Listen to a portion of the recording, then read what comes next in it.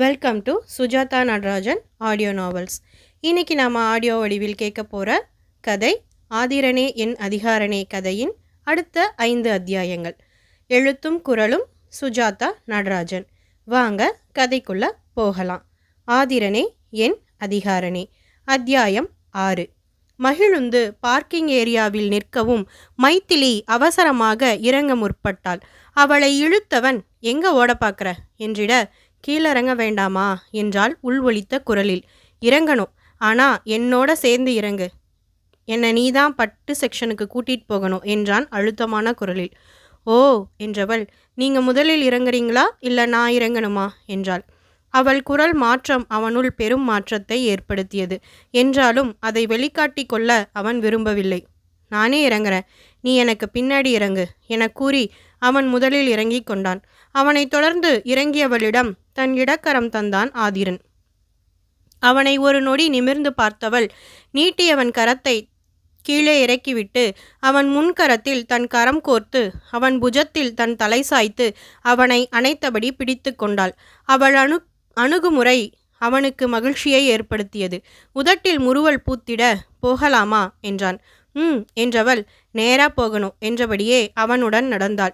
இருவரும் பார்க்கிங் பகுதியில் இருந்த மின் தூக்கியை அடைந்தனர். அவர்களை சுமந்த மின் தூக்கி அவர்களை பட்டுப்புடவைகள் இருக்கும் தளத்திற்கு அழைத்துச் சென்றது. திடீரென மின் இணைப்பு துண்டிக்கப்பட்டு மின் தூக்கி பாதியில் நிறுத்தப்பட்டது. மைத்திலி பயத்தில் அலறிவிட்டாள். அம்மா என்றவள் அவனை மேலும் நெருங்கி அவன் மார்போடு தன் தலையை புதைத்து கொள்ள, என்னாச்சு என்றான் தீரன் நடப்பது புரியாமல். அவளோ பயத்தில் பேசா மடந்தையாக உடல் நடுங்க அவன் மார்பை இறுக்கிக் கொண்டிருந்தாள். மின் தூக்கியில் தோன்றிய சிறு வெப்ப சூழல் நடந்த நிகழ்வை அவனுக்கு உணர்த்தி போக அவன் மைத்திலியை அணைத்து பிடித்தான். கரண்ட் போயிருக்கும், பயப்படாத, இப்ப வந்துடும் என்றான் ஆறுதல் குரலில். அவள் நடுக்கமோ குறைந்தபாடில்லை. மைத்திலி என்றழைத்தான் அழுத்தமான குரலில். அவளோ அச்சத்தில் மூச்சையடைய தயாரானாள்.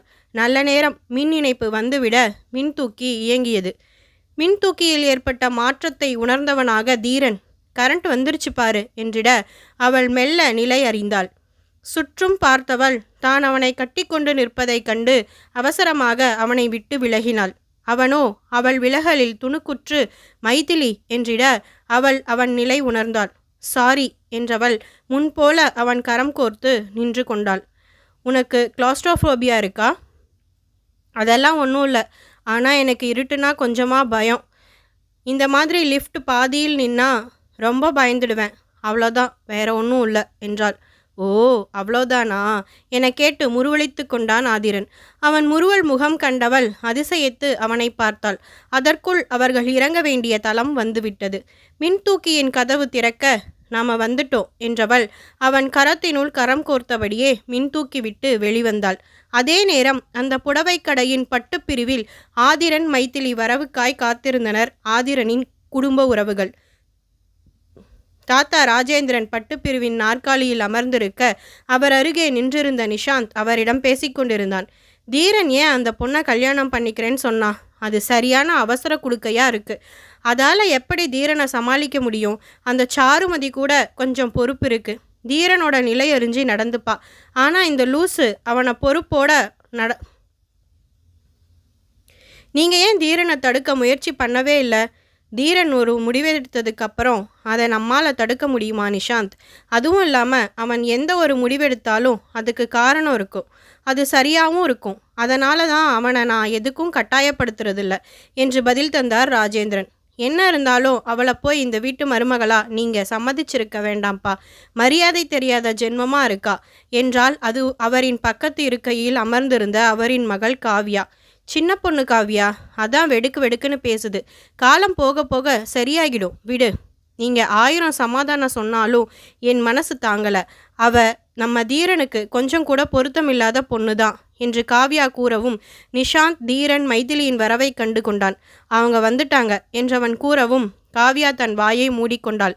அதே நேரம் தீரனின் கையில் தன் கையை கோர்த்தபடி நடந்து வரும் மைதிலியை வியப்புடன் பார்த்தார் ராஜேந்திரன். இதுவரை யாரும் அவனுக்கு இப்படி வழிகாட்டியதில்லை. அவன் குறையை ஊர் அறியும்படி உதவி செய்துதான் அனைவருக்கும் பழக்கம். இவளோ அவன் குறையை வெளிக்காட்டாமல் அதே நேரம் அவனுக்கு வழிகாட்டி அழைத்து வந்தாள். உங்க தாத்தா அங்க இருக்காரு, அங்க போகலாமா? ம். கொஞ்ச நேரா போய் லைட்டா லெஃப்ட் எடுக்கணும். ம் என்றவன் கூறவும் அவனுடன் நடந்து ராஜேந்திரன் முதலானவர்கள் இருந்த இடத்தை அடைந்தாள் மைதிலி. வாமா என்றார் தாத்தா மகிழ்வுடன். அவரை பார்த்து முறுவளித்தாள் மைதிலி. காவியாவோ, ஏண்டி இதென்ன இப்படி ஒரு சாதாரண ட்ரெஸ் போட்டுக்கிட்டு வந்திருக்க? எங்கள் பையனோட வெளியே வரும்போது ட்ரெஸ் கூட காஸ்ட்லியாக தான் நீ போடணும். உன்கிட்ட அந்த மாதிரி ட்ரெஸ் இல்லைன்னு சொல்லியிருந்தா நானே நல்ல ட்ரெஸ்ஸாக எடுத்து கொடுத்து விட்டு இருப்பேன் இல்லை? இப்படி சாதாரண காட்டன் துணியை போட்டுக்கிட்டு அவனோட ஜோடி போட்டுக்கிட்டு வர என்று சத்தமிட்டாள். அதில் மைதிலியின் முகம் மாறியது. என்கிட்ட துணி இல்லாமல் இல்லை. நீங்கள் பிச்சை போடுறத போட்டுக்க நான் ஒன்றும் பிச்சைக்காரியும் இல்லை. என் அப்பா என்னை இளவரசியாக தான் வளர்த்துருக்காரு. அதே போல் காட்டன் துணி ஒன்றும் கேவலமான துணி இல்லை. நம்ம ஊரோட தட்பவெட்ப நிலைக்கு ஏற்ற துணி காட்டன் துணி தான். நம்ம உடம்போட வெப்பநிலையை சரியாக வச்சுக்க காட்டன் துணி தான் உதவும் என்று மைதிலியும் பதிலுக்கு வெடுக்கெனவே பேசினாள். அதில் காவியா முகம் மேலும் இருண்டது. இப்போ உன் அப்பன் எங்ககிட்ட பிச்சை தான் கேட்டிருக்காரு. நாங்கள் பார்த்து போட்ட பிச்சையால் தான் நீ இப்போ வர கௌரவமா அதாவது இன்னும் கூட உங்கள் வீட்டில் இளவரசியாக இருக்க என்று கடுகடுத்தாள். அதை கேட்டு மனம் சுணுங்கி போனாள் மைதிலி.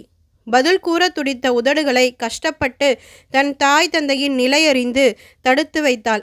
அவள் அமைதி தீரனை வருத்தமடைய வைத்தது. அத்தை, அதையே பேச வேண்டாம், விடுங்க என்றான். அதை கேட்ட காவியாவோ, நான் பேசல தீரா, இவ தான் என்னை பேச வைக்கிறா. ஒவ்வொரு பேச்சுக்கும் எதிர்பேச்சு. என்ன பொண்ணு இவ, இதில் இவ படித்து கிழிச்சு பிஸ்னஸை பார்த்துக்குவாளாம் என்று மேலும் இடித்து பேசினாள். போதும் காவியா, வா புடவை எடுக்கலாம் என்ற தாத்தா புடவையை பார்க்க நடக்க அவரை தொடர்ந்தபடியே காவியா இப்படி பேசினாள். புடவையெல்லாம் வீட்டுக்கே கொண்டு வர சொல்லியிருக்கலாம்ப்பா, எதுக்கு கடைக்கெல்லாம் வந்துக்கிட்டு? கல்யாணத்துக்கு முன்னாடி பொண்ணை வீட்டுக்கு வர வைக்கிறது நம்ம பழக்கம் இல்லைன்னு உனக்கு தெரியாதா காவியா? அது தெரியும்ப்பா, புடவையை நாமளே தேர்ந்தெடுத்துருக்கலாம்ல. இவளோட விருப்பம் இப்போ ரொம்ப முக்கியமா? தேவையில்லாமல் தீரனை அலைய வைக்கிறோம், அவனே வேற எதுக்கும் இதில் இழுத்து விடுறீங்க என்றபடியே புடவையை எடுக்க ஏதுவாக ஓரிடத்தில் சென்றமர்ந்தாள். தீரனுடன் தயங்கி தயங்கி நடந்து வந்து கொண்டிருந்த மைதிலியிடம், என் பொண்ணு கொஞ்சம் அடவாதமாக பேசுவா, அதை மனசில் வச்சிக்காதம்மா என்றார் ராஜேந்திரன். அவரை கலங்கிய கண்களுடன் பார்த்த மைதிலி பதில் கூறாமல் தலையை மட்டும் அசைந்து அவர் கூறியதை ஏற்றுக்கொண்டதாக அறிவித்தாள். வாமா, உனக்கு பிடிச்ச மாதிரியே புடவையை பாரு, அதையே வாங்கிப்போம் என்றவர் கூறவும், எனக்கு ட்ரெஸ் எல்லாம் பெருசாக செலக்ட் பண்ண தெரியாது தாத்தா, நீங்களே பாருங்க, உங்களுக்கு எது சரின்னு படுதோ அதையே நான் வாங்கிக்கிறேன் என்றவள் குரல் கமறியது. நாங்களே தேர்ந்தெடுக்கணும்னா உன்னை எதுக்கு வந்து கூட்டிகிட்டு வரணும்? வா போய் செலக்ட் பண்ணுவோம் என்ற தீரன் அவளை இழுக்க அவனுடன் இசைந்து போய் ஓரிடத்தில் அமர்ந்தாள். உங்களுக்கு என்ன கலர் பிடிக்கும் என்றாள் அவள் அவனிடம். எனக்கு பிடிச்ச கலரா? கருப்பு, அதான் என்னோட எப்பவும் இருக்கிற கலர் என்றான் தீரன் விரக்தியாக. உங்களுக்கு நடுவில் தானே பார்வை குறைபாடு வந்திருக்கு. முன்னாடி கண்ணு தெரிஞ்சப்ப எல்லா கலர்ஸும் பார்த்துருப்பீங்கல்ல, அதில் என்ன கலர் உங்களுக்கு பிடிக்கும்? ராயல் ப்ளூ என்றான் சட்டென. எனக்கு அந்த கலர் நல்லா இருக்குமா என்று யோசித்தவள் ராஜேந்திரனிடம் அதை கேள்வியாக கேட்டுவிட்டாள். தாத்தா, என் காம்ப்ளெக்ஷனுக்கு ராயல் ப்ளூ எப்படி இருக்கும்? உனக்கு அந்த கலர் ரொம்ப நல்லா இருக்குமா? அப்போ ஓகே என்றவள், ராயல் ப்ளூ ஷேடில் சேலை காட்டுங்க என்றாள் சேல்ஸ் கேர்ளிடம். அவளும் அதே நிறத்தில் புடவைகளை அள்ளி போட்டாள். அதை தொட்டு பார்த்து வேண்டும் வேண்டாம் என கூறிக்கொண்டிருந்தான் ஆதிரன். இறுதியாக இருவரும் இணைந்து ஒரு சேலையை முடிவு செய்து எடுத்துக்கொண்டனர். காவியா தனக்கான புடவைகளை தேர்ந்தெடுப்பதில் பிஸியாக இருக்க ராஜேந்திரன் மைதிலி மற்றும் ஆதிரனின் நெருக்கத்தை கண்டு மகிழ்ந்தபடி இருந்தார். அவர்களுக்கு சற்று தள்ளி நின்று நடக்கும் அனைத்தையும் வேடிக்கை பார்த்து கொண்டிருந்த நிஷாந்தின் முகம்தான் சரியாக இல்லை. அத்தியாயம் 7. தன் அறையில் தனித்து நின்றிருந்தான் ஆதிரன். அவன் எதிரே தெரிந்த இலக்கை அவன் குறிவைத்து கொண்டிருந்தான். அவன் கையில் கூர்முனை கொண்ட அம்பு முள். அவன் எதிரே டாட் போர்டு. அதன் நடுப்பகுதி நோக்கி அம்பை எய்தான். அது சரியாக சென்று நடுவில் தைத்தது. அடுத்தடுத்த அம்புகளை எடுத்து எய்த வண்ணமே இருந்தான். அவன் செயல் அம்பு விடுப்பதில் இருந்த போதிலும் அவன் சிந்தனை வேறு எங்கோ இருந்தது. அவன் செவிகளில் 2 பேரும் ஸ்பாட் டெத், அந்த பையன்தான் இழுத்துக்கிட்டு இருக்கான் என்ன பண்ண என்று யாரோ யாரிடமோ பேசுவது கேட்டது. பதில் என்ன வந்ததோ, இரத்த வெள்ளத்தில் மயக்க நிலைக்கு முந்தைய நிலையில் பாதி திறந்த கண்களுடன் தலைக்குப்புற விழுந்து கிடந்த 10 வயது ஆதிரனை நெருங்கிய ஒரு உருவம் வருவது தெரிந்தது. அவன் பின்னந்தலையில் பலமான அடி ஒன்று விழ அவன் கண்கள் மூடியது. அந்நிகழ்வு நினைவடுக்கில் வந்து போக உருப்பெற்ற கோபத்துடன் அம்பை எறிந்தான். அது அந்த டாட் போர்டை கிழித்துச் சென்றது. என்றவன் உருமல் குரல் அந்த அறையின் சுவரில் பட்டு எதிரொலித்தது. அவ்விடமே லேசாக அதிர்ந்தது. மிடுக்காக நடந்தவன் அறையில் இருந்த மஞ்சத்தில் சென்று அதன் விளிம்பில் அமர்ந்தான். அவன் வலது கால் தரையில் நிலை கொள்ளாமல் மேலும் கீழுமாக அசைந்து கொண்டிருந்தது. அது அவனின் சிந்தனையின் தீவிரத்தை காட்டிச் சென்றது. அவ்வேளை அவன் அறை கதவு தட்டப்பட்டது. கவனம் கலைந்தவன் எழுந்து கதவருகே சென்றான். அதை திறக்கும் முன் தன் மனப்போராட்டத்தை நெடுமூச்சை சொரிந்து வெளியேற்றினான். அவன் கதவை திறக்க காவியா நின்றிருந்தாள் என்பதை அவள் உபயோகப்படுத்தும் வாசனை திரவியத்தை வைத்து அறிந்தான் ஆதிரன். அத்தை, உள்ள வாங்க. சமயத்தில் உனக்கு கண்ணு தெரியுதான்னு எனக்கு சந்தேகம் வந்துடுது தீரா. நான் பேசுறதுக்கு முன்னாடியே நான் தான் வந்திருக்கேன்னு எப்படி கண்டுபிடிச்ச என்றவள் வியப்புடன் கேட்க, உங்கள் பர்ஃப்யூம் ஸ்மெல் வச்சு தான் தெரிஞ்சுக்கிட்டேன் அத்தை என்றான் அவன். மண்டபத்துக்கு கிளம்பணும்ல, அதான் உனக்கு மாப்பிள்ளை உடுப்பு கொண்டு வந்திருக்கேன் என்று கூறியபடியே அறை நுழைந்த காவியா அங்கே கிழிந்து தொங்கிக் கொண்டிருந்த டாட் போர்டை வியப்புடன் பார்த்தாள். இது என்ன? இதில் நீ அம்பு விட்டியா? எப்படி என்று கேள்விகளை அடுக்கினாள். அத்தை, வர வர உங்கள் சந்தேகம் அதிகமாகிக்கிட்டே இருக்கு. நான் யாரோட தயவும் இல்லாமல் வாழ பழகிக்கிட்டு இருக்கேன். உங்களுக்கு ஏன் அது புரிய மாட்டேங்குது? இல்லை, கண்ணு தெரியாமல் எப்படி குறிப்பார்த்து அம்பு விட முடியும்? அதான் கேட்டேன் என்றாள் காவ்யா. பயிற்சி தான் அத்தை. நான் தானே போர்டை வைக்கிறேன். வைக்கும்போதே உட்புறத்தின் அளவை கையால் அளந்து கணக்கு வச்சுப்பேன். நான் நிற்கிற இடத்திலிருந்து டாட் போர்டின் தூரத்தை குறிச்சிப்பேன். கையோட வேகம், அம்பு போகிற விதம், காற்று வீசுறதோட அளவுன்னு எல்லாமே ஒரு கணக்கு தான். அந்த கணக்கை உணர்ந்து உள்வாங்கி குறி வச்சுப்பேன். தொடர்ந்து பயிற்சி என் இலக்கு அடைய உதவி இருக்கு, அவ்வளவுதான் என்றான் இயல்பாக. அவனை வியப்பாக பார்த்த காவ்யா, நீ திறமசாலிதான் என கூறி மெச்சிக்கொண்டாள். ஆனால் கல்யாண விஷயத்தில் ஏன் இப்படி சொதப்பற என்றிட, என்னாச்சு அத்தை, நான் இப்போ என்ன தப்பாக பண்ணிட்டேன்? அந்த மைத்திலியை கல்யாணம் பண்ணிக்கிறேன்னு சொன்னதை பற்றி தான் சொல்கிறேன். உனக்கு நிஜமாவே அவளை பிடிச்சிருக்கா? அவள் உனக்கு பொருத்தமாக இருக்க மாட்டா தீரா. நாம் வேணா வேற இடம் பார்க்கலாமா என கேட்டு அவன் புஜத்தை பற்றினாள். அத்தை, எல்லாமே முடிவு பண்ணிட்டோம். நாளை கால முகூர்த்தம். இப்பயே இந்த பேச்சு? இல்லை, அந்த பொண்ணு பார்க்கவே நல்லா இல்லை. உன் பக்கத்தில் நின்னா எலிக்குட்டி மாதிரி இருக்கா. அவளோட அக்கா கூட பார்க்க தேவலாம். இவ ரொம்ப மோசம். அதுவும் இல்லாமல் எப்படி எதிர்த்து பேசுகிறா. யாருக்கும் மரியாதையே தரதில்லை. துளி கூட அடக்கம் இல்லை. உன்னை அவள் எப்படி பார்த்துப்பா? உன் மனசு கோணாமல் எப்படி நடந்துப்பா? அத்தை, அவளோட அந்த திமிர் பேச்சுக்கு தான் இந்த கல்யாணமே. உதவி கேட்டு வந்தது அவளோட அப்பா தானே. தாத்தா பதிலுக்கு பொண்ணு கேட்டிருக்காரு. அதுக்கு என்னமோ இல்லாத பேச்செல்லாம் பேசுகிறா. அவள் கொழுப்பை அடக்க வேண்டாமா? அதுக்கு உன் வாழ்க்கையை கெடுத்துக்கணுமா? என் வாழ்க்கையில் இனி கெட்டுப்போக என்ன இருக்கு அத்தை? விடுங்க, அவளை நான் பார்த்துக்கிறேன். என்னவோ என்றவள், உனக்கான ட்ரெஸ் அப்புறம் நகையெல்லாம் கொண்டு வந்திருக்கேன். இங்கே ட்ரெஸ்ஸிங் டேபிள் மேலே வச்சுருக்கேன். உன்னை ரெடி பண்ண ஆளுங்க எப்போ வருவாங்க? வந்துக்கிட்டு இருக்காங்க அத்தை. ஓ சரி, சீக்கிரம் தயாராகிடு. மண்டபத்துக்கு போக நேரமாகுது. சரி அத்தை, சீக்கிரம் ரெடியாகிடுறேன் என்றவன், நிஷாந்த் எங்க என்றான். அவன் கீழேந்தான் இருக்கான். மண்டபத்துக்கு போனதுக்கப்புறம் உன்னை விட்டு அவனை நகரக்கூடாதுன்னு சொல்லியிருக்கேன். அவன் உன்னை கவனமாக பார்த்துப்பான். உனக்கு எம்பாரசிங்கான சூழ்நிலை வராது. நீ கவலைப்படாமல் இரு. சரி என்றவன் கூறிய நொடி அவன் அரைவாசலில் ஆள்களின் ஆரவாரம் கேட்டது. மே ஐ கமின் சார் என்றது ஒரு ஆண் குரல். அக்குரல் கேட்டதும் ஆதிரனுக்கு அது தன் ஸ்டைலிஸ்ட் கமலின் குரல் என்பது தெரிந்தது. யா கமல், கமின் என்ற தீரன் கம்பீரமான குரலில். அவன் அறை உள்ளே நுழையவும் காவியா, சரி தீரா, நான் கீழே போகிறேன். நீ சட்டுன்னு ரெடியாகி பட்டுன்னு வா. கமல் தம்பி, இன்னைக்கு என் மருமகன் கல்யாண மாப்பிள்ளை. அதுக்கு ஏற்ற மாதிரி அவனை தயார்படுத்துங்க. பார்க்குறவங்க கண்ணெல்லாம் ஆச்சரியத்தில் விரியணும், வாய் பொளக்கணும் என்று முறுவலுடன் கூறி அறை நீங்கினாள். உங்கள் மேலே உங்கள் அத்தைக்கு கொல்ல பாசம் தீரன் சார். உங்களுக்காகவே கல்யாணம் பண்ணிக்காமல் இருந்துட்டாங்க பாருங்களேன். நாம் தயாராக தொடங்கலாமா? அப்புறம் லேட் ஆகிடும். என்றவன் ஆதிரனை க்ரூம் செய்ய வேண்டிய அனைத்தையும் செய்ய ஆரம்பித்தான். 1 மணி நேரம் முழுதாக முடிந்த நிலையில் மணமகனாக தயாராகி கீழே வந்து நின்றான் ஆதிரன். அந்த பெரிய வீட்டின் கூடம் உறவு முறை மனிதர்களாலும் நண்பர்களாலும் சுற்றத்தாலும் நிறைந்திருந்தது. அவ்விடம் நிறைந்திருந்த அனைவரின் பார்வையும் ஆதிரன் மேல் திரும்பியது. இவனுக்கு கண்ணு தெரியாதுங்கிறத தவிர வேற எந்த குறையும் சொல்லிட முடியாது போ என்று தங்களுக்குள் அவர்கள் முணுமுணுத்து கொண்டனர். ஆதிரனை கண்ட அவன் தாத்தா ராஜேந்திரன் மனநிறைவுடன் அவன் அருகே சென்று அவனுக்கு ஆசி வழங்குவதைப் போல தலையை வருடி கொடுத்தார். நான் எப்படி இருக்கேன் தாத்தா? உனக்கென்ன தீரா, சும்மா அம்சமா இருக்க என்றபடியே அவன் அருகே வந்தான் நிஷாந்த். தீரனுக்கு மாப்பிள்ளை கலை வந்துடுச்சுப்பா என கூறி அவனை நெருங்கிய காவ்யா அவனுக்கு திருஷ்டி போட்டு வைத்தாள். சரி, கிளம்பலாம், மண்டபத்துக்கு போகணும்ல, அப்புறம் நேரமாகிடும் என்று தாத்தா கூற அந்த இல்லத்தை நிறைத்திருந்த மனித தலைகள் எல்லாம் மண்டபம் செல்ல தயாரானது. மணமகனாக ஆதிரனை அலங்காரம் செய்த அவனின் பிரத்யோக சொகுசு ரக மகிழுந்தில் ஏற்றிவிட்டார் ராஜேந்திரன். நீ இந்த வண்டியில் வா, நாங்கள் வேற வண்டியில் வரோம் என்றவர் ஆதிரனின் ஓட்டுநரான கதிரிடம், எங்க வண்டி முன்னாடி போகும், நீ பின்னாடியே வா கதிர், பார்த்து கவனம், தீரன் இப்ப புது மாப்பிள்ளை என்றார் மலர்ச்சியுடன். சரிங்கய்யா, பார்த்து கூட்டிட்டு வரேன் என்றான் அவனும் முறுவலுடன்.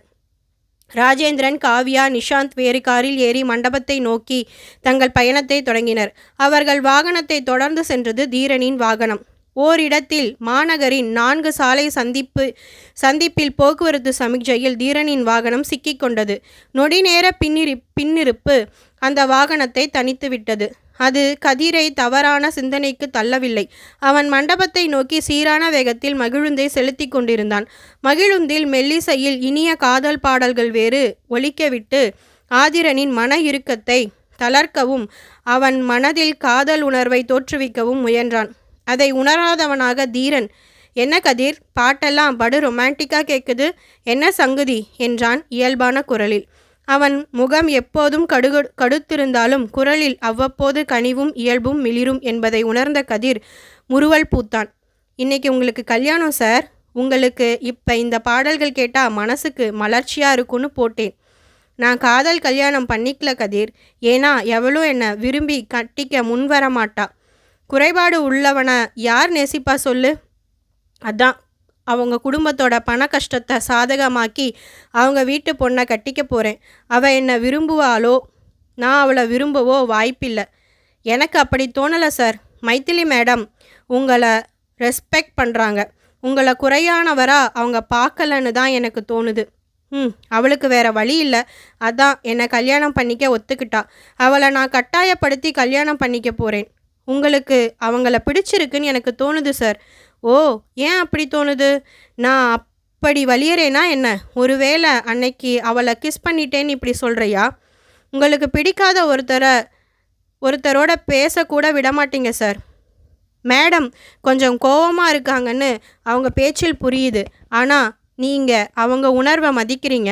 அவங்களுக்கு ஒரு சூழ்நிலை இருக்கிற மாதிரி உங்களுக்கு ஒரு சூழ்நிலை. அதுக்காக காதல் இல்லைன்னு ஆகிடாது சார். அக்காவை கல்யாண பொண்ணு பார்க்க போனீங்க, ஆனால் தங்கச்சியை பிடிச்சு அதில் தப்பென்ன இருக்குது சார்? அப்படியெல்லாம் ஒன்றும் இல்லை கதிர். அவளோட திமிர் பேச்சு எனக்கு பிடிக்கலை. அதான் அவளை பழிவாங்க கல்யாணம் பண்ணிக்கிறேன் என்றவன் கூற கதிர் தன் முகத்தை திருப்பி அவனை பார்த்து, நம்பிட்டேன் சார் என்றிட தீரன் நொடியில் முகம் மாறி, கதிர் ரோட்டப்பாரு என்று கூவினான். சட்டென முகம் திருப்பிய கதிர் எதிரே தாறுமாறாக வந்த லாரியை கண்டு காரை வளைத்தான். அது வளைந்து ஒரு சுற்றி தார் சாலையில் இருந்து கொஞ்சம் கீழிறங்கி மண் சரிவில் சரிந்த நிலையில் நின்றது. புழுதி கண்களை மறைத்தது. அத்தியாயம் 8. நொடியில் நேர இருந்த விபத்திலிருந்து தப்பித்த இருவரும் சில நொடிகளை தங்கள் ஆசுவாசப்படுத்தி கொள்ள எடுத்துக்கொண்டனர். கதிர், சாரி சார், நான் இத்தனை கவனக்குறைவா இருந்திருக்க கூடாது என்று வருத்தம் இளையோடிய குரலில் கூறினான்.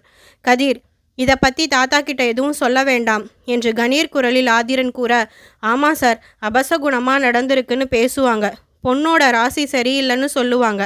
நான் காரை ரிவர்ஸ் எடுக்க பார்க்குறேன் சார் என கூறி சரிவில் இருந்த மகிழுந்தை லாவகமாக இயக்கி தார் சாலையில் ஏற்றினான்.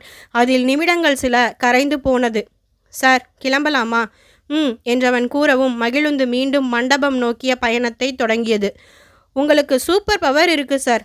நான் உங்களை திரும்பி பார்த்து பேசுகிறேன்னு புரிஞ்சுக்கிட்டு நீங்கள் என்னை ரோட்டை பாருன்னு சொல்லாமல் இருந்திருந்தீங்கன்னா நாம் 2 பேரும் பரலோகம் போயிருப்போம் சார். நல்ல வேளை உங்களுக்கு கண்ணு தெரியலைன்னு இனியும் குறைப்பட்டுக்காதீங்க சார். உங்களோட சென்ஸ் நடக்க போகிற ஆபத்திலிருந்து எல்லாம் உங்களை காப்பாற்றிடும். என் பாட்டி சொல்லுவாங்க, உடலில் ஏதாவது ஒரு குறைபாடு இருந்தால் அவங்களுக்கு மற்ற சென்ஸ் எல்லாமே அதிகமாக வேலை செய்யும்னு. அது உங்கள் விஷயத்தில் உண்மையாகுது சார். உங்களை பார்த்து நான் தினம் தினம் வியக்கிறேன். உங்களோட ஸ்டைல், ட்ரெஸ் பண்ணுற விதம், நடை, கம்பீரம், திறமை இதெல்லாம் பார்த்து பார்த்து நான் மெஸ்மரைஸ் ஆகிட்டேன். நான் மட்டும் பொண்ணாக இருந்திருந்தா நிச்சயம் உங்களை லவ் பண்ணியிருப்பேன். எப்படி சார் ஒன்று விடாமல் எல்லா தற்காப்பு கலையையும் கற்றுக்கிட்டீங்க? உடற்பயிற்சி செஞ்சு உடம்பை இப்படி கட்டுக்கோப்பாக வச்சுருக்கீங்க. நீங்கள் ஒரு ரோல் மாடல் சார். அப்படி ஒன்றும் இல்லை கதிர். என்கிட்ட இருக்கிற வசதி வாய்ப்புகளை நான் முழுமையாக என்னை தயார்படுத்திக்க பயன்படுத்திக்கிறேன். அவ்வளோதான். என் திறமையை வளர்த்துக்க அது உதவுது. என்னை நம்பி ஒரு சாம்ராஜ்யம் இருக்குது. அதை பேணி காக்க வேண்டிய பொறுப்பு எனக்கு இருக்குது. என் குறைகளை பெருசாக நினச்சி மூளையில் நான் முடங்கிக்கிட்டா என்னை சார்ந்தவங்களை எப்படி காப்பாற்றுறது? உண்மைதான் சார். கதிர், வண்டியை ஓரமாக நிறுத்தி நம்மை கிராஸ் பண்ணி போன லாரியோட நம்பர் என்னன்னு பாரு. சார், நான் தானே ரோட்டை பார்க்காம வந்தேன். அப்போ இது தற்செயல் தானே? தற்செயலான்னு கண்டுபிடிக்கணும் கதிர். அதுக்கு தான் நம்பர் கேட்கிறேன் என்றவன் குரல் அழுத்தமாக ஒலித்தது. காரை ஓரம் கட்டிய கதிர் மகிழுந்தின் வெளிப்புறத்தில் இயங்கும் கேமராக்களின் உதவியுடன் பதிவாகி இருக்கும் காட்சிகளை பார்க்க தொடங்கினான்.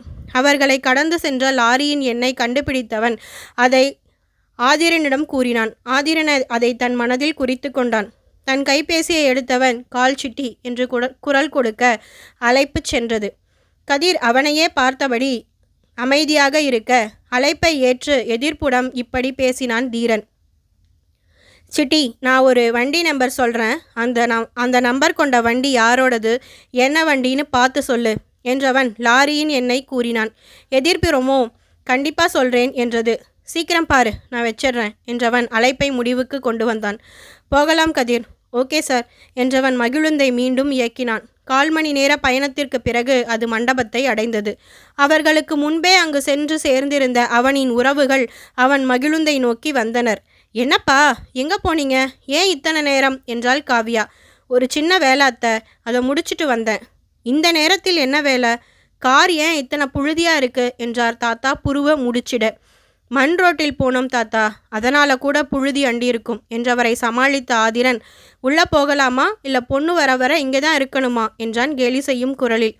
பொண்ணெல்லாம் எப்போவோ வந்து சேர்ந்துடுச்சு, நீ தான் லேட்டு என்றவர் அவனின் சித்தி முறை பெண்மணி. உள்ளே போகலாம் என்ற ராஜேந்திரன் ஆதிரன் தோளில் கை போட்டு அவனை அணைத்தபடி மண்டபத்துக்குள் அணைத்துச் சென்றார். மண்டப வாசலில் நின்றிருந்த நிஷாந்த் புழுதி அப்பிருந்த மகிழுந்தை வெறித்துவிட்டு மண்டபத்திற்குள் நுழைந்தான். இரவு நேரம். அந்த மாநகரின் மிகப்பெரிய மண்டபம் முழுவதும் மனித தலைகளால் நிறைந்திருந்தது. அங்கங்கே அலங்கார மின் விளக்குகள் தொங்கவிடப்பட்டு இரவின் இருளை விரட்டி அந்நேரத்தையும் அவ்விடத்தையும் அழகுற செய்து கொண்டிருந்தது. வகை வகையான உணவுகள், குழந்தைகள் முதல் பெரியவர் வரை விரும்பும் சிற்றுண்டி வகைகள், வந்தவர்களை உபசரிக்க சிப்பந்திகள் என்று ஒரு புறம் பரபரப்பாக இயங்கிக் கொண்டிருக்க, மறுபுறம் லைட் மியூசிக் ஒலித்து கொண்டிருந்தது. அப்பெரும் கூட்டத்தை தன் சிறு சிப்பில் சிறைப்பிடித்து சேமித்து கொண்டிருந்தது புகைப்படக் கருவிகள். அதை திறம்பட இயக்கிக் கொண்டிருந்தனர் அதன் உரிமையாளர்களான புகைப்படக் கலைஞர்கள். அவர்கள் அப்படியே மணமேடைக்கு தங்கள் புகைப்பட கருவியை ஃபோக்கஸ் செய்ய அங்கே அதீத வேலைப்பாடுகளுடன் கண்ணாடி கற்கள் பதித்த லாவெண்டர் நிற லெஹங்காவை சுமக்க முடியாமல் அணிந்து கொண்டு நின்றிருந்தாள் மைதிலி. அவள் கழுத்தில், கையில், இடையில் எல்லாம் வைரக்கற்கள் பதித்த ஆபரணங்கள் ஜொலித்தது.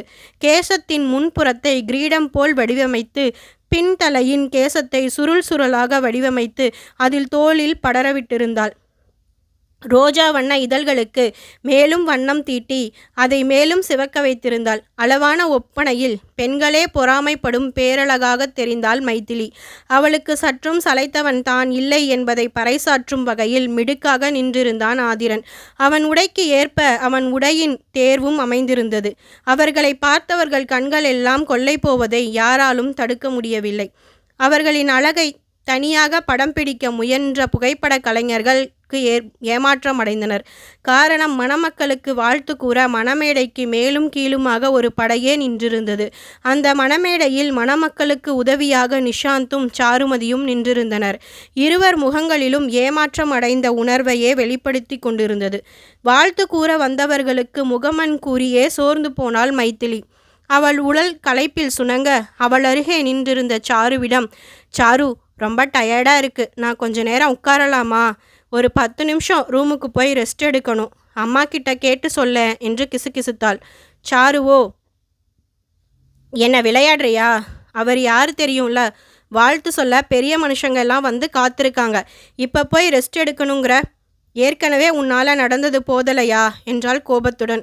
அவளை பாவமாக பார்த்த மைதிலி, எனக்கு ரொம்ப பசிக்குது சாரு, மதியம் கூட சரியா சாப்பிடல என்றிட, உன் தகுதிக்கு மீறி ஆசைப்பட்டா இப்படித்தான், அவர் சாப்பிட போகும்போது தான் நீயும் சாப்பிட போக முடியும் என கூறிவிட மைதிலி முகம் வாடிப்போனது. அவள் அருகே நின்றிருந்த ஆதிரனோ, அங்கே என்னடி முனகிக்கிட்டு இருக்க, எப்படி இந்த கல்யாணத்திலிருந்து தப்பிக்கலான்னு புது திட்டம் போடுறையா என்று வினவிட, எனக்கு ரொம்ப பசிக்குது, அதான் புலம்பிக்கிட்டு இருக்கேன், சாப்பாட்டு வாசனை வேற மூக்க தொலைக்குது, உங்களுக்கு துளைக்கலையா என்றவள் கூறியதில் வியப்படைந்தான் ஆதிரன். சில நொடிகளை அமைதியில் கழித்தவன் தன் அருகே நின்றிருந்த நிஷாந்தின் காதில் ஏதோ கூறினான். அதை கேட்ட அவனோ அதற்காகவே காத்திருந்தவன் போல சட்டென இவனை தனித்து விட்டு நகர்ந்து சென்றான். அவன் சட்டென நகர்ந்ததில் தடுமாற்றம் அடைந்த தீரன். அவ்வேளை அவன் கரம் கோர்த்து அவன் தடுமாற்றம் குறைத்தாள் மைதிலி. அவர் எங்கே போகிறாரு? அதெல்லாம் உனக்கு சொல்லணுமா? சரி, சொல்லாதீங்க, அவர் வரும் வரை நான் உங்கள் கூடவே இருக்கேன், விஷ் பண்ண அடுத்த ஆள் வராங்க என்றவள் அவர்களுக்கு முகமன் கூற அவர்களும் வாழ்த்து கூறி நகர்ந்தனர். 5 நிமிடம் கழித்து 2 கண்ணாடி குவளைகளில் பலரசம் கொண்டு வந்தான் நிஷாந்த். வாழ்த்து கூறும் நிகழ்வை சில கணங்கள் நிறுத்தி வைக்க ஜாடை செய்திருந்தான். ஐ, ஜூஸ் எனக்காகவா?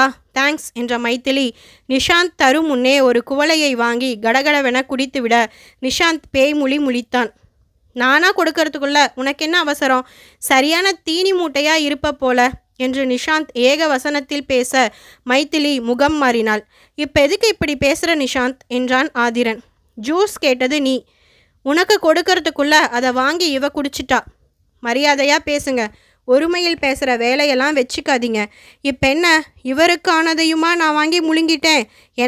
எனக்கானதை தானே வாங்கினேன், தாகமாக இருக்குன்னு குடித்தது ஒரு குத்தமா என்று மைதிலி பொரிய, ரொம்ப பேசாத, தீரன் குடிக்கிறதுக்கு முன்னாடி நீ குடிக்கக்கூடாது, பேசிக் சென்ஸ் கூட இல்லை உனக்கு, உன்னை எப்படி வளர்த்து வச்சுருக்காங்க பாரு. போதும் என்றவள், நான் இவரை கல்யாணம் பண்ணிக்கிறேன்னு சொன்னது உங்கள் உதவியை வேல்யூ பண்ணி தானே தவிர உங்களுக்கு அடிமையாக இருக்கிறதுக்கு இல்லை. இவர் சாப்பிட்டதுக்கு அப்புறம்தான் நான் சாப்பிடணும்னு கண்டிஷன் போடுற வேலையெல்லாம் வச்சுக்காதீங்க. அவ்வேளை சாரு இடைநுழைந்து, ஹே, நீ கொஞ்ச நேரம் கூட சும்மா இருக்கவே மாட்டியா? உன்னால தான் அப்பாவுக்கு உடம்பு கெட்டு போச்சு, இப்போ இப்படி சபையில் சண்டை போட்டுக்கிட்டு இருக்க. வாழ்த்து சொல்ல வந்தவங்க எல்லாம் என்ன நினைப்பாங்க? அப்பாவை கொன்னுட்டு தான் நீ ஓஞ்சி போவ போல தெரியுது. நான் தான் அப்பவே சொன்னேன்ல, நீ அவருக்காக காத்திருக்கத்தான் வேணும்னு என்று புரிந்தாள். சாரு, நான் வாய மூடு என்றவள், நிஷாந்த், சாரி, அவ கொஞ்சம் அவசர கொடுக்க, பசி வேற தாங்க மாட்டா, அதான் என்றிட நிஷாந்த் மைதிலியை பார்த்து இகழ்ச்சியாக சிரித்து வைத்தான். அவளுக்கு அவமானமாக இருந்தது. தலையை குனிந்து கொண்டாள். நடப்பவற்றை கேட்டுக்கொண்டிருந்த ஆதிரன் மைதிலியின் மௌனம் அவளின் மன உணர்வை உணர வைத்தது. நிஷாந்த், நீ கொண்டு வந்த ஜூஸை அவ குடித்ததுக்கு நீ இத்தனை பேச வேண்டிய அவசியம் இல்லை, கொஞ்சம் பார்த்து பேசு.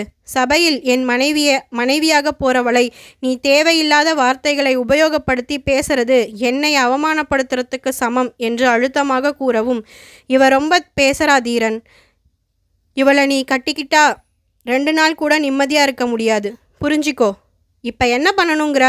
அது இப்போ என்ன பண்ண முடியும்? அதான் இவளை திருத்த பார்க்குறேன். இவளை திருத்துற வேலை என்னோடது, நீ கொஞ்சம் பொறுமையா என் கூட நில்லு, பெரிய ஆளுங்கெல்லாம் வாழ்த்து சொல்ல காத்திருக்காங்க என்றிட நிஷாந்த் மைதிலியை முறைத்து பார்த்துவிட்டு ஆதிரன் அருகே சென்று நின்று கொண்டான். இடைவெளி எடுத்திருந்த நிகழ்வு மீண்டும் தொடங்கியது. அத்தியாயம் 9. இரவு நேர வரவேற்பு நிகழ்வு முடிய மணமக்கள் தங்களுக்கான பிரத்யோக அறைக்கு சென்றடைந்தனர். அறை நுழைந்த மைதிலியை ஒரு பிடி பிடித்தார் கண்மணி. உன் மனசில் என்னதான் நினச்சிட்டு இருக்க மித்து? என்னாச்சுமா என்றவள் குரல் அதீத சோர்வுடன் ஒலித்தது. சபையில் நின்று எதுக்கு கத்தி பேசிகிட்ருக்க? ஊரில் இருக்கிற பெரிய மனுஷங்க எல்லாம் வந்திருக்கும்போது இப்படித்தான் நடந்துப்பியா? அந்த நிஷாந்த் தான் என்னை மரியாதை இல்லாமல் பேசினான். வாயை மூடு மித்து. அவருக்கு உன்னை விட வயசு அதிகம். இருக்கட்டுமே, அதுக்கு மரியாதை இல்லாமல் பேசுவானா? மித்து, அவனை விட தீரனுக்கு வயசு அதிகமாக தானே இருக்கும். அவன் மட்டும் அவரை மரியாதை இல்லாமல் பேசுகிறான். நான் அவனை பேசக்கூடாதா? அம்மா, இவ நம்மளை நடுத்தெருவில் நிறுத்திடுவா. அப்பாவை முழுங்கிடுவா. ஆல்ரெடி அவருக்கு ஸ்டட் வச்சிருக்கு. டாக்டர் கவனமாக பார்த்துக்க சொல்லியிருக்காங்க. இவ அவரை முடிச்சு விட்டுடுவா. ஏன் இப்படியெல்லாம் பேசுகிற சாரு? அப்படித்தான் பேசுவேன். நீ ஏன் நடுவில் வந்த? உன்னால தான் எல்லா பிரச்சனையும். அதை சரி செய்ய தானே கல்யாணம் பண்ணிக்கிறேன். சி, வாயமூடு. உன்னால் தீரனோட ஒரு நாள் கூட சமாதானமாக இருக்க முடியாது. ஏடாகூடமாக ஏதாவது பண்ணி தீரனோட உறவை முறிச்சுக்கிட்டு 2 நாளில் வீட்டுக்கு வந்து நிற்ப என்றவள் கூற, அந்த அறையில் இருந்த மஞ்சத்தில் அமைதியாக அமர்ந்தாள் மைதிலி. அவள் கண்கள் சுழன்றது. அம்மா, எனக்கு தூக்கமாக வருது, தூங்கட்டுமா என்று கேட்டபடியே மெத்தையில் சரிந்தாள். உடை மாற்றவில்லை, அலங்காரம் களையவில்லை, அப்படியே உறங்கத் தொடங்கிவிட்டாள். கொஞ்ச நேரத்திலேயே ஆழ்ந்த உறக்கத்தை தழுவிவிட்டாள் மைதிலி. அவளை சலிப்புடன் பார்த்த கண்மணி, இவளை என்னதான் பண்ணுறதோ தெரியல என்று புலம்பியபடியே படுக்கையில் சரியாக படுக்க வைக்க முயற்சிக்க, சாருவோ, இவ வந்ததுக்கு அப்புறம்தான் எல்லாமே வந்துச்சுன்னு சொல்லுவீங்க. இப்போ இவளாலேயே எல்லாத்தையும் இழந்து நிற்க போகிறோம் என்றாள் அடக்கப்பட்ட கோபத்துடன். இப்போ எதுக்கு இப்படி பேசுகிற சாரு? அவள் பேசினது உன் நல்லதுக்கு தானே. இல்லைன்னா அந்த தீரனோட நீ தான் காலத்துக்கும் கஷ்டப்பட வேண்டியதாக இருந்திருக்கும். உன் குணத்துக்கு ஒரு நாள் கூட அவரோட உன்னால் வாழ முடியாது. இப்போவும் இவளால் நமக்கு நல்லது தான் நடந்திருக்கு. இவளை பழிக்காதே. ஓ, என்னால் அவர் கூட வாழ முடியாது, ஆனால் இவளால் முடியுமோ? ஆமாம், நீ மறந்துட்டன்னு நினைக்கிறேன். இவளோட வாய்க்கொழுப்ப அடக்கத்தான் தீரன் இந்த கல்யாணத்தையே பண்ணிக்க நினைக்கிறாரு. பெத்தவங்களா நீங்கள் என்ன பண்ணியிருக்கணும்? மைதிலி உங்களுக்கு ஒத்து வர மாட்டான்னு எடுத்து சொல்லி என்னை அவருக்கு கட்டி வச்சிருக்கணும். ஆனால் நீங்கள், உனக்கும் அப்பாவுக்கும் இவ தான் எப்பவும் உசத்தி. என்னை நீங்கள் தான் பெத்தீங்களா இல்லை குப்பைத்தொட்டியிலேருந்து எடுத்து வந்தீங்களா தெரியல. என்ன சாரு, ஏன் இப்படி எடுத்தெடிஞ்சு பேசுகிற? அன்னைக்கு இப்படித்தான் பேசினேன். பெத்த பொண்ணுக்கிட்ட ஒரு குருடனை கல்யாணம் பண்ணிக்க சொல்கிறையே, நீ எல்லாம் அம்மாவான்னு கேட்டு அப்படி கோவப்பட்ட. உன்னால் உன் அப்பா எத்தனை கஷ்டப்பட்டாரு தெரியுமா? ஆமாம், அப்போ நான் கோவப்பட்டேன். ஆனால் அவனை பார்த்ததுக்கு அப்புறம் அவனோட குறையை விட அவனோட உயரம்தான் பெருசாக தெரிஞ்சுது. எத்தனை பெரிய ஆள் இவளை பாரு, அப்படியே வைரத்தில் இழைச்சிருக்கான். இவ போட்டிருக்க இந்த ட்ரெஸ்ஸோட மதிப்பு தெரியுமா? இதெல்லாம் எனக்கு கிடைச்சிருக்க வேண்டியது. என்கிட்ட இருந்து இவ இதை அபகரிச்சிட்டா. அப்படியெல்லாம் சொல்லாதே சாரு. அவள் உனக்காக தான் அன்னைக்கு அப்படி பேசினான். இப்போவும் கூட அப்பாவுக்காக தான் இந்த கல்யாணம் பண்ணிக்கிறா. அவளுக்கு இந்த பணம், நகை, பதவி மேலே எல்லாம் ஆசையே இல்லை. அவளுக்கு இல்லை, ஆனால் எனக்கு இருக்கு. போதும், நீ உனக்கான வாய்ப்பு கிடைச்சப்போ அதை கை நழுவ விட்டுட்ட. ஆனால் மித்து நமக்காக ஒரு வாழ்க்கையை வாழ தேர்ந்தெடுத்திருக்கா. அவளை பழிக்காமல் போய் உன் ரூமில் ரெஸ்ட் எடு. எப்போ பாரு இவளோட போட்டி போட்டுக்கிட்டே இருக்க. இவளுக்கு உன்மேல இருக்கிற பாசம் உனக்கு கொஞ்சம் கூட இல்லை. நீ எனக்கும் அம்மா தானே. நீங்கள் 2 பேருமே என் பிள்ளைகள் தான். ச்சே என்று கோபத்துடன் அறை நீங்கி கண்மணி மைதிலி அணிந்திருந்த நகைகளை களைந்து பத்திரமாக எடுத்து வைக்க ஆரம்பித்தார். எங்கள் சுயநலத்துக்காக உன்னை கஷ்டப்படுத்தணும்னு நாங்கள் நினைக்கல மித்து. உன்னை நல்லபடியாக பார்த்துக்கத்தான் நாங்கள் நினச்சோம். இப்படி ஒரு நிலை வரும்னு நாங்கள் எதிர்பார்க்கல. தீரன் நல்லவனாக தான் இருக்கான். உனக்காக நாங்கள் சீர்வரிசை நகை நட்டு வாங்க போகிறோன்னு தெரிஞ்சு அதெல்லாம் வேண்டான்னு சொல்லிட்டான். எங்கள் கௌரவம் போயிடுன்னு நாங்கள் சொல்ல அவனே நகை நட்டு சீரெல்லாம் வாங்கி அடிக்கிட்டான். ஆனால் தீரனோட நீ எப்படி வாழ போகிறன்னு நினச்சா தான் எனக்கு பயம் வருது. கொஞ்சம் பார்த்து அவனை அனுசரித்து நடந்துக்கோ மித்து என்று புலம்பியபடியே அவளுக்கு உடைமாற்றி விட்டார். உறக்கத்தில் இருந்தவளுக்கு உணவு புகட்ட முயன்றார். அவளோ துளியும் அசைவின்றி கிடந்தாள். மித்து, கொஞ்சம் சாப்பிட்டு தூங்குடா என்றபடியே அவளை எழுப்ப முயன்றார். அவளோ அசையவே இல்லை. என்னாச்சு? ஏன் இப்படி தூங்குறா? இப்படி அசையாமல் தூங்குற ஆள் இல்லையே இவ. எத்தனை தூக்கத்தில் இருந்தாலும் எழுப்பினா எழுந்துடுவாளே. கண்ணை மூடிக்கிட்டேவாவது ஊட்டுறத சாப்பிட்டுருவாளே. இன்னைக்கு என்ன இப்படி அசையாமல் தூங்குறா என்றவர் புரியாமல் அவள் அருகே அமர்ந்து கொண்டு அவளை உலுக்கினார். எதற்கும் அசையாமல் அவள் இருக்கவும் கல்யாண களைப்பா இருக்குமோ? இன்னைக்கே இப்படி தூங்குறாளே, நாளைக்கு என்ன பண்ணுவாளோ தெரியலையே என்றவர் நெடுமூச்சை வெளியேற்றி விட்டு அடுத்த வேலையை பார்க்க தொடங்கினார். அதே நேரம் மணமகன் அறையில் தனித்திருந்தான் ஆதிரன். கதவு தட்டப்பட்டது. அவன் சென்று கதவை திறக்க தீரனின் நண்பனும் காவல்துறை அதிகாரியுமான சிட்டி அவனுடன் கதிரும் நின்றிருந்தனர். இருவரின் வரவையும் தன் நாசியின் நுண்ணுணர்வு மூலம் அறிந்தவன் சிட்டி, கதிர் என்றிட, நாங்க தான் தீரா என்ற சிட்டி அவன் தோள் தட்டி அறை உள்ளே நுழைந்தான். கதிர் தீரனிடம், சார் நான் வெளியவே நிற்கிறேன், நீங்கள் பேசுங்க என்றிட, ஆதிரன் முறுவலுடன் அவன் தோள் தட்டிவிட்டு அறைக்குள் சென்றான். என்ன நடந்துச்சு தீரா? கதிர் ஏதோ விபத்து நடக்க இருந்ததா சொன்னான். உண்மையா என்று சிட்டி வினவிட, ஆமாம், ஒரு லாரி எங்களுக்கு எதிராக வந்திருக்கு. கொஞ்சம் மிஸ் பண்ணி இருந்தா எங்கள் மேலே மோதி இருக்கும். நீ அந்த நம்பரை செக் பண்ணி பார்த்தியா என்றான் தீரன். பார்த்தேன், ஆனால் அது ஏதோ ஒரு 2 வீலர் நம்பர், நிச்சயம் லாரி நம்பர் இல்லை. அப்போ அது போலி நம்பர் பிளேட், அப்படித்தானே? அப்படி இருக்கத்தான் அதிக வாய்ப்பு இருக்குது. அந்த லாரியோ டிரைவரையோ பிடிக்க முடியுமா என்றிட, பிடிக்க முயற்சி பண்ணி பார்க்கலாம். ஆனால் அது அவசியமா? ஏன்னா நடந்தது எதிர்பார்க்காம நடந்தது தானே. எதிர்பார்க்காம நடந்துச்சா எதிர்பார்த்து நடந்துச்சா ஒரு முறை செக் பண்ணி பார்க்கறதில் தப்பொன்னும் இல்லையே. தப்பில்லை. சரி, டிரைவரை பிடிக்க முயற்சி பண்ணலாம். இந்த விஷயம் என்னையும் உன்னையும் தவிர வேற யாருக்கும் தெரியக்கூடாது. தாத்தாவுக்கு தெரிஞ்சா வருத்தப்படுவார். உன் அத்தை பற்றி சொல்லவே வேண்டாம். உனக்கு ஏன் தான் இப்படி நடக்குதுன்னு கேட்டு அழ ஆரம்பிச்சிடுவாங்க. உன் பக்கத்தில் நின்னிருந்தாலே அவ தான் கல்யாண பொண்ணா? கல்யாண மாப்பிள்ளை பக்கத்தில் பொண்ணு நிற்காம வேற யார் நிற்பாங்க என்றான் ஆதிரன். இல்லை, உன் பக்கத்தில் 2 பேர் நின்றுருந்தாங்க. ஒருவேளை நீ 2 பேரையும் கட்டிக்க போறையோன்னு நினச்சி பேசிக்கிட்டாங்க, அதான் என்றான் சிட்டி கேலி செய்யும் குரலில். சட்டத்தில் இடமிருந்தா சொல்லு சிட்டி, 2 பேரையும் கட்டிக்கிறேன். என்னால் அவங்கள ஈஸியாக மேனேஜ் பண்ண முடியும் என்றவன் குரலில் கர்வமும் கோபமும் தெரித்தது. கோவப்படாத தீரா, வந்தவங்க பேசிக்கிட்டாங்க, அதை சொன்னேன். ஆனால் உன் பக்கத்தில் நின்னிருந்த பொண்ணு ரொம்பவே க்யூட்டாக அழகாக இருந்தா. அவளுக்கு பக்கத்தில் நின்னிருந்தவ தான் சிடுசிடுன்னு மூஞ்ச உர்றன்னே வச்சிருந்தா. ஓ என்றவன் நக்கலாக சிரிக்க, ஏன் சிரிக்கிற? இல்லை, அவள் அப்படித்தான் இருப்பான்னு நினச்சேன். என் நினைப்பு தப்பாகலன்னு நிரூபிச்சிட்டா. அதை நினச்சி சிரித்தேன். உனக்கு அவளைத்தான் பேசினாங்களாமே, நீ தான் தங்கையை கேட்டியா? ஏனோ எனக்கு அவளை பிடிக்கலை. பார்க்காமையே பிடிக்கலைன்னு சொல்கிற? அவளும் பார்க்க அழகாக தான் இருக்கா. இன்னும் சொல்லணும்னா உன் ஹைட்டுக்கு பொருத்தமாக இருப்பா. மெச்சூரிட்டி வயசு அவளுக்கு உன்னோட ஒத்து போகுன்னு தான் எனக்கு கூட தோணுது. நீ ஏன் அவளை விட்டுட்டு இவ்வளோ செலக்ட் செஞ்ச? தாத்தாவும் உன் அத்தையும் கூட வருத்தப்படுறாங்க. இன்றைக்கி கூட மணமேடையில் நிஷாந்தோட ஏதோ வாதம் செஞ்சாலாமே. அப்டேட்டடாக இருக்க? இல்லை, நான் தாத்தாவோட பேசிக்கிட்டு இருந்தேன். அப்போ நிஷாந்த் வந்து இதை சொன்னான், அதான். ஓ என்றவன், அவள் ரொம்ப பேசுகிறான்னு தான் அவளை கல்யாணம் பண்ணிக்க முடிவு செஞ்சேன். புரியலை. என் குடும்பத்தை அவமானப்படுத்திட்டா. நாங்கள் ஏதோ பேரம் பேசுகிறோன்னு பேசிட்டா. தாத்தாவுக்கு எத்தனை சங்கடமாக இருந்திருக்கும். அதான் அவளை பழிவாங்க. ஓ, நம்பிட்டேன். உண்மையாதான்? காரணத்தை நாங்கள் போக போக தெரிஞ்சுக்கிறோம். இப்போ அதை லூஸாக விடு என்ற சிட்டி இடைவெளி விட்டு மீண்டும் பேசினான். உன் கல்யாணம் திடீர்னு ஃபிக்ஸ் ஆனதால் உன்னோட பேச்சுலர் பார்ட்டியை மண்டபத்திலேயே வச்சுப்போன்னு சொல்லிட்ட. நம்ம ஃப்ரெண்ட்ஸ் குரூப் எல்லாம் மேலே ஆஜராகி இருக்காங்க. நீயும் வரையா? உன்னோட இந்த பேச்சுலர் நைட்டை எங்களோட ஸ்பெண்ட் பண்ண என்றிட, நான் வரல சிட்டி, நீங்கள் என்ஜாய் பண்ணுங்க என்றான் ஆதிரன். ஏன் உன் வருங்கால பொண்டாட்டிக்கு இதெல்லாம் பிடிக்காதா? அவளுக்கு பிடிச்சா என்ன, பிடிக்கலன்னா என்ன? அப்புறம் ஏன் யோசிக்கிற? இல்லை, இன்னைக்கு நடந்த அந்த நிகழ்வு அது ஒரு எதேச்சையான விஷயம் தீரா. விசாரிக்காமே முடிவை சொல்லிட்ட. தீரா, நீ ரொம்ப யோசிக்காத. கல்யாண மாப்பிள்ளை நீ. கொஞ்சம் ரிலாக்ஸாக இரு. கல்யாணம் முடியட்டும், பேசிப்போம். வா, மேலே போகலாம்.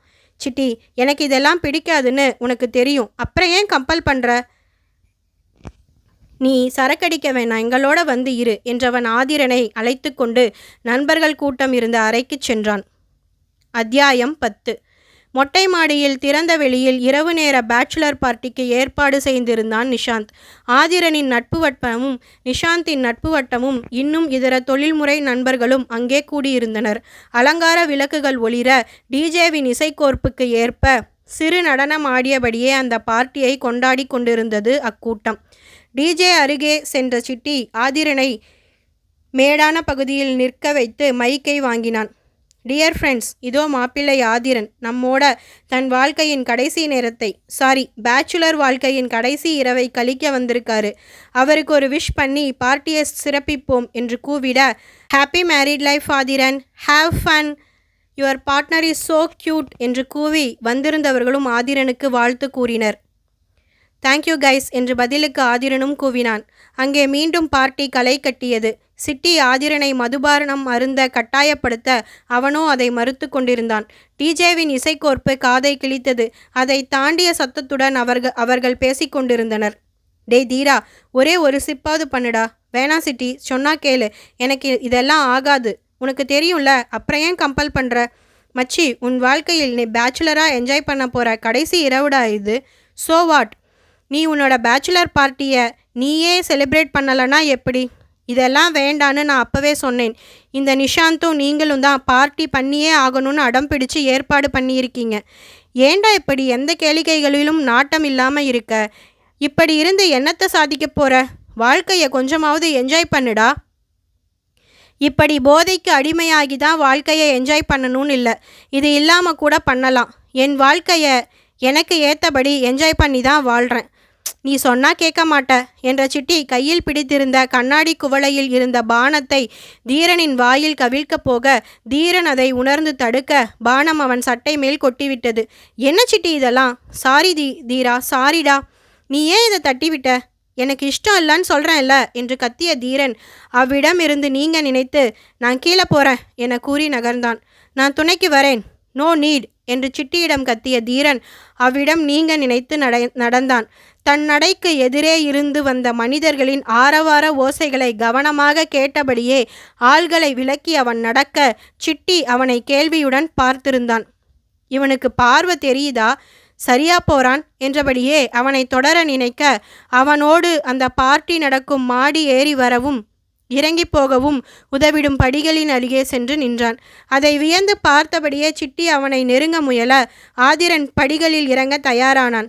அவ்வேளை போதையில் இருந்த ஒருவன் தள்ளாடியபடியே தீரனின் பின்புறம் நின்று தள்ளாட அவன் தடுமாற்றம் தீரன் முதுகை அழுத்தி படிகளில் அவனை விழவைக்க முயன்றது. சிட்டி பதறி வேக நடையில் அவ்விடம் போக அதற்குள் தீரன் லாவகமாக விலகி கொண்டான். ஆதிரன் விலகவும் போதையில் தள்ளாடிய ஆள் படிகளில் விழப்போக அவன் சட்டையை பற்றி இழுத்து அவனை கீழே விழாமல் பிடித்தான்.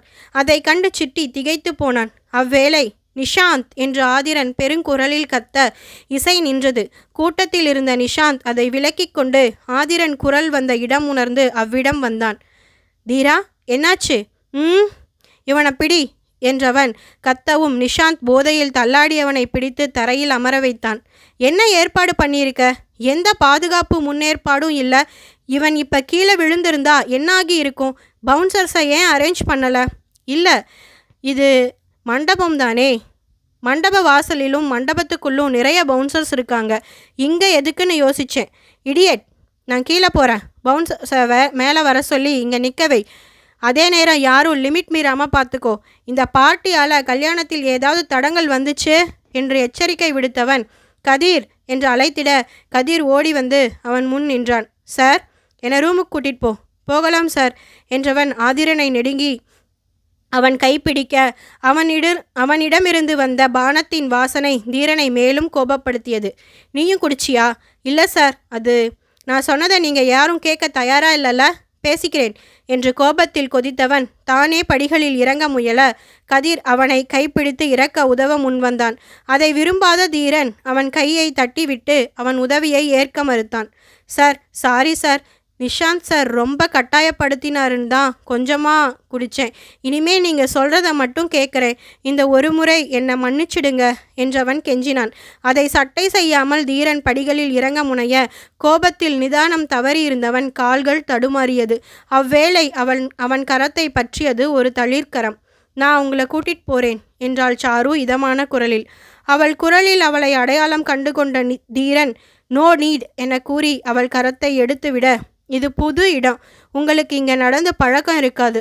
என்னோட உதவியை நீங்கள் வாங்கிக்கிறது தான் உங்கள் சூழ்நிலைக்கு நல்லது. நான் உங்களுக்கு துணையாக இருப்பேன் என்று சாரு மேலும் பேசிட, உன் துணை எனக்கு தேவையில்லை. வரும்போது இந்த இடத்துக்கு எப்படி வந்தோம், எங்கே திரும்பினோம், எத்தனை படிகள் ஏறினோம் குறிச்சிக்கிட்டு தான் வந்திருக்கேன். என் ரூமுக்கு என்னால் சரியாக போயிட முடியும். நீ என்ன நினச்சி ரொம்பவும் உருகி உன் உடம்பை கெடுத்துக்காதே என கூறி படிகளில் இறங்கினான். அவன் சரியாக நடப்பதைக் கண்டு சாருமதி வியப்புடன் நின்றிருக்க நிஷாந்தோ கடுப்புடன் கையில் வைத்திருந்த பானத்தின் மிச்சத்தை குடித்து முடித்தான். தீரன் ஏன் இவ்வளோ கோவப்படுறாரு என்றொருவன் கேட்க, அவனுக்கு இந்த மாதிரி பார்ட்டி அலப்பறையெல்லாம் பிடிக்காது அதான் என்ற சிட்டி. சரி வாங்க நாம் என்ஜாய் பண்ணுவோம் என்றிட, மற்றவர்களும் கையில் பிடித்திருந்த கண்ணாடி குவளைகளுடன் நகர்ந்தனர். நின்றிருந்த இசை மீண்டும் ஒலிக்கவும் அங்கே மீண்டும் பார்ட்டி களை கட்டியது. சாருமதி எரிச்சலுடன் படியேறி பார்ட்டி நடந்த இடத்தில் போடப்பட்டிருந்த நாற்காலி ஒன்றில் அமர்ந்தாள். அவள் அருகே வந்து நின்ற நிசாந்த், நீ ஏன் கடுகடுன்னு இருக்க? இந்த தீரன் கிட்ட இருந்து உன்னை உன் தங்கச்சி காப்பாத்தினதுக்கு சந்தோஷந்தானே படணும் என்றான் கேலியுடன்.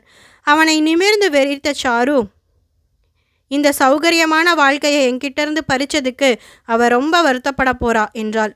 ஓ, நீயும் நம்ம ரகம்தானா? அப்படின்னா சுகமாக வாழ்கிறத பற்றி சொன்னேன். சுகமாக வாழத்தானே பிறந்தோம் என்றாள் சாரு கோணல் சிரிப்புடன். அஃப்கோர்ஸ், ஆனால் இந்த தீரன் எப்பவும் பொறுப்பு அது இதுன்னு பேசியே கழுத்து அறுப்பான். அவனை நீ மிஸ் பண்ணினது நல்லது தான் என்றபடியே அவள் அருகே இருந்த இருக்கையில் அமர்ந்தான். பொறுப்பாக இருக்கிறது நல்லது தானே, யாராவது ஒருத்தர் கஷ்டப்பட்டு சம்பாதிச்சு அதானே நாம் செலவு பண்ண முடியும் என்றவள் கூற அவன் நகைத்து கொண்டான். ஏன் சிரிக்கிற?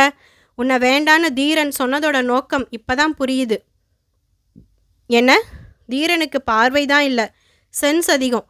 அவன் எதிர உட்காந்து பேசுகிறவங்களோட பேச்சை வச்சே அவங்க எப்படிப்பட்ட குணம் கொண்டவங்கன்னு கண்டுபிடிச்சிடுவான். நீ அன்னைக்கு ரொம்ப அடக்க ஒடுக்கமாக பேசின. நான் கூட உன்னை ரொம்ப நல்ல பொண்ணுன்னு நினச்சேன். ஆனால் தீரன் உன்னோட நோக்கத்தை சரியாக புரிஞ்சுக்கிட்டு இருக்கான். உன் தங்கை குறுக்க வரலன்னாலும் தீரன் உன்னை கல்யாணம் பண்ணிக்க மறுத்து தான் இருப்பான். உன் தங்கை வந்து பேசினதால அவளோட இன்டென்ஸ் அவனுக்கு புரிஞ்சு போயிடுச்சு. அதான் அவளுக்கு ஓகே சொல்லிட்டான் போல. அவள் லூசு மாதிரி பேசினது உங்கள் அண்ணனுக்கு பிடிச்சிடுச்சா? அண்ணனெல்லாம் இல்லை, நான் அவனை தீரன்னு தான் சொல்லுவேன். அப்புறம் உன் தங்கை ஒன்றும் லூஸ் இல்லை, கொஞ்சம் துடுக்கா பேசுகிறா. அவளோட வயசு அப்படி, மற்றபடி அவள் சென்ஸ்புல் தான். போதும், நீயும் அவளை பற்றி பெருமை பேசாதே என்றவள் அவ்விடம் சிப்பந்தி பணி செய்யும் நபரை விரல் சொடுக்கி அழைத்தாள். சிப்பந்தி அவளை நெருங்கி வர அவன் கையில் பிடித்திருந்த ட்ரேவில் இருந்த கண்ணாடி குவளை ஒன்றை எடுத்துக்கொண்டாள். நீ குடிப்பியா? ஏன் இப்படி கேட்குற? நிஜமாவே நீ தப்பிச்சிட்ட. தீரன் குடிக்க மாட்டான். குடிக்கிற பொண்டாட்டியை எப்படி ஏற்றுப்பான்? உன் தங்கை எப்படி? அவளுக்கு இந்த பழக்கம் எல்லாம் இல்லை. நல்ல ஜோடி தான். நாம் டேட் பண்ணலாமா? எனக்கு இன்ட்ரெஸ்ட் இல்லை. ஓகே, உங்கள் கம்பெனியில் தீரனுக்கு கீழே வேலை பார்க்குற மாதிரி ஏதாவது வேலை இருந்தால் எனக்கு ஏற்பாடு பண்ணி தரையா? அவனை நீ விட போகிறது இல்லையா? நான் ஏன் விடணும்? அவன் உன் தங்கையை கல்யாணம் பண்ணிக்க போகிறான். So what? என் தங்கையால் அவனை ஒரு நாளும் பார்த்துக்க முடியாது. அவனே அவளை வெறுத்து ஒதுக்குவான். அப்போ அவனுக்கு ஆறுதலாக நான் இருப்பேன். பகல் கனவை நிஜமாக்கி காட்டுறேன் என்றவள் கையில் இருந்த பானத்தை ஒரே மிடராக குடித்துவிட்டு அடுத்த பானத்தை பெற்றுக்கொண்டாள். அங்கே இரவு ஜோராக நகர்ந்து கொண்டிருந்தது. இக்கதையின் அடுத்தடுத்த பாகங்களை தொடர்ந்து கேட்க சுஜாதா நடராஜன் ஆடியோ நாவல்ஸ் சேனலை சப்ஸ்கிரைப் செய்திடுங்கள். என்றும் அன்புடன் உங்கள் சுஜாதா நடராஜன். கதை பிடிச்சிருந்தா லைக் பண்ணுங்கள், ஷேர் பண்ணுங்கள், கமெண்ட் பண்ணுங்கள். உங்கள் கருத்துக்களை கமெண்ட்டில் மறக்காமல் பதிவிடுங்க. தேங்க்யூ.